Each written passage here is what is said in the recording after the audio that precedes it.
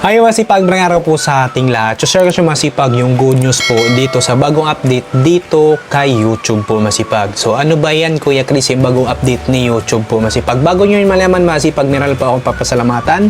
Ito si Ma'am Dance Philip po masipag. Yan po ang kanyang YouTube channel. Maraming salamat po sa inyo Ma'am Dance Philip sa inyong suporta sa akin, tulong po, lalo po sa aking baby na ang dami niya pong binigay sa aking baby masipag na mga damit. At syempre sa akin din po masipag. Hindi yan mawawala. So, maraming salamat po sa inyo Ma'am Dance Philip for kindness, sa inyong suporta, tulong nyo po sa akin po, lalo sa aking baby. Suportahan nyo po si Ma'am Dance Philip masipag, baka sakaling kayo na rin po ang mabibiyahan niya. So yan na po masipag, dito na po tayo sa bagong update po ni YouTube po. So ano ba yan Kuya Chris? So dito masipag, sa short video niya, kung nalalaman nyo po masipag, ito po ay hanggang 60 seconds lang po.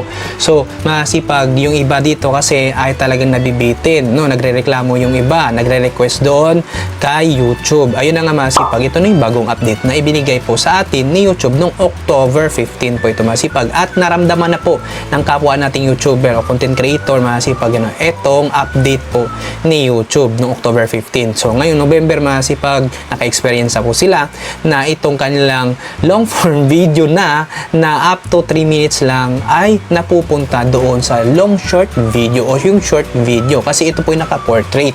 So nagulat sila masipag napapanood daw po doon. So ngayong October, so yun ang masipag na experience po nila.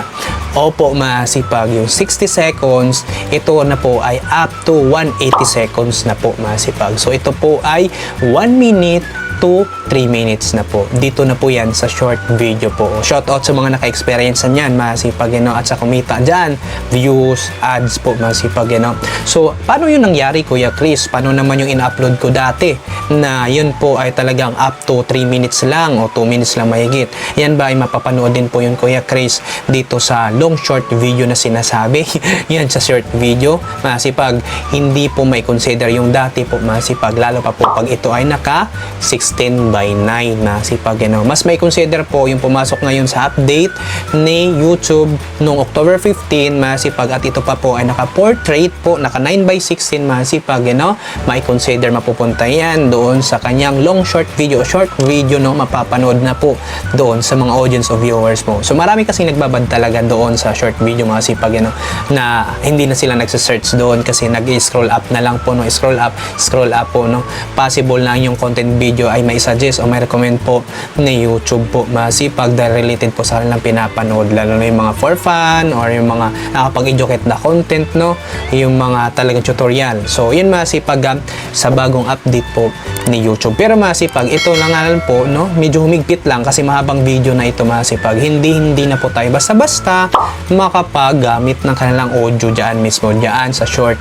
sa pag-i-edit na maglagay ka dyan ng mga sikat na music po masipag. Kasi nga po masipag, mahababang video na po yan up to 3 minutes. So ibig sabihin po masipag mahaba-habang music na rin po ang magagamit nyo po dyan. Ang problem sa masipag, mas madali na po tayo madidetect nito kasi mahaba-habang music na po yan po masipag. Para hindi po masayang yung effort natin yung mga content video masipag kumuha tayo ng mga music na hindi copyrighted, doon na lang po tayo sa audio library po ni YouTube. Doon sa browser po masipag, search na lang po yung audio library at marami po doon mga royalty free po masipag at mamili ka na lang po dyan. Meron po mga magaganda dyan. Yung iba kasi hindi nagagandahan so pakinggan mo na lang lahat po masipag para safe po masipag, at higpit na talaga masipag. Kahit yung mga copyrighted na clip na gagamitin nyo po masipag, possible ang ating mga content video na i-upload dito sa short video ay unplayable, mablock pa masipag hindi ito mai-suggest dun sa kabilang platform. Sobrang higpit na po pagka ganun masipag kabilang platform hindi na po yung mai-suggest, may recommend po pagka ganun daw po masipag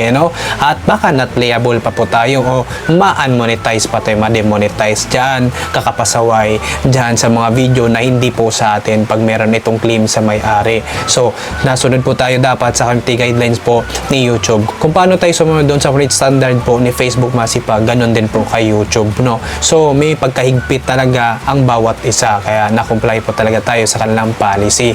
So Kuya Chris, ano naman yung earnings dyan sa bagong update dyan sa long short video na yan? So dito masipag, yung na-experience po dati na kinita nyo po dyan sa short video, ganun pa rin po masipag ano. Ang pinagkaiba lang po sa bagong update ngayon masipag, hinabaan na po yung content video na i-upload po natin, up to 3 minutes na po siya. Kung dati pong 1 minute o 60 seconds, up to 180 seconds na po ito masipag. Huwag nyo po kalimutan mga kasipag, i-subscribe nyo po ang ating Kasipag Vlog po masipag ano. At salamat na rin po sa inyo. So yun lang po masipag, maraming salamat sa inyong panonood. Sana po may nakintindihan na natutunan sa kanong video at sana po nakatulong masipag.